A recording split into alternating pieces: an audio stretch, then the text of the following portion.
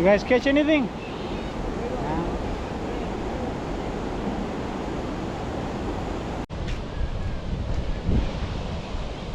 They're camping now.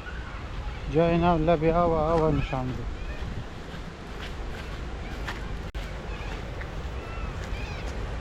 Is that never from here?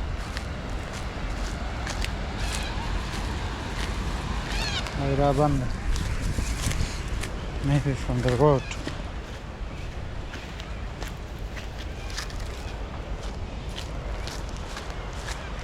Hey, how you going?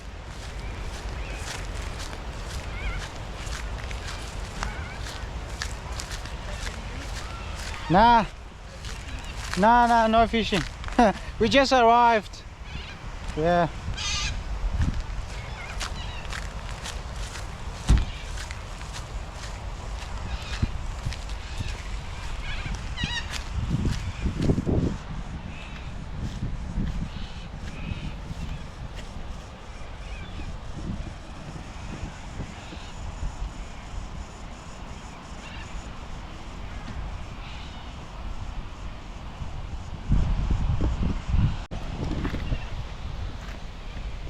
They're saying مگه water storage دیگه جای دبال است از خاطر زور مگه اینجا کست زیادتر نزدیک آب it's not allowed نیه که کمپ کنی actually. It's a very beautiful place. The road از اینجا آمدن از اینجا ایستونه.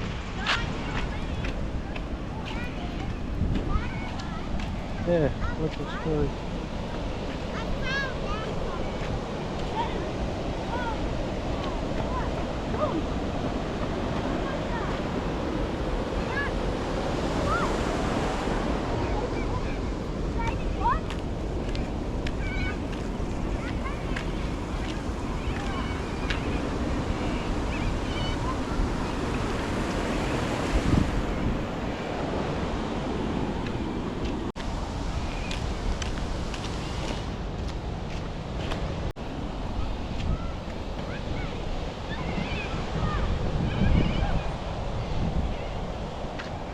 اینجا او شکم است و اونو علاقه که است او فل زیاده. اینجا یک ریزه دیم جور کرده، یک ریزه دیم که او سلوش نه اینجا که است زیری پول بره جای را که است فلرد نکنه.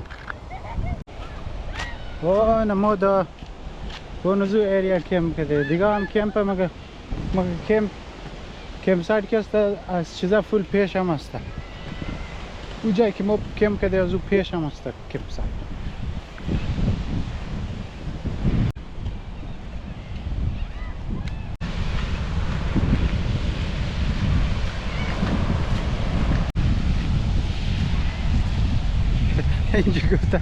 اینجا گفته فیشینگ allowed نیه دیگه دقیقش نیه فیشینگ داره بغیر اجازه فیشینگ داره سب ما نزدیکتری آو مانم از اینجا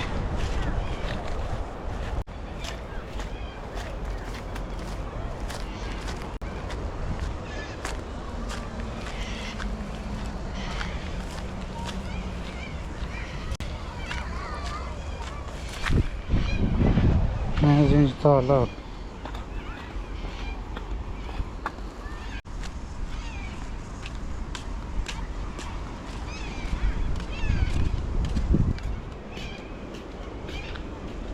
دم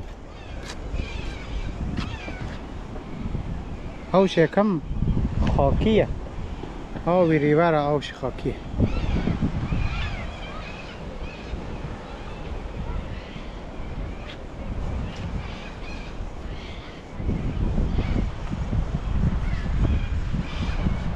خب دوستا عزیز شما را در next video میگرم. Don't forget to subscribe the channel and leave a comment. Tafis.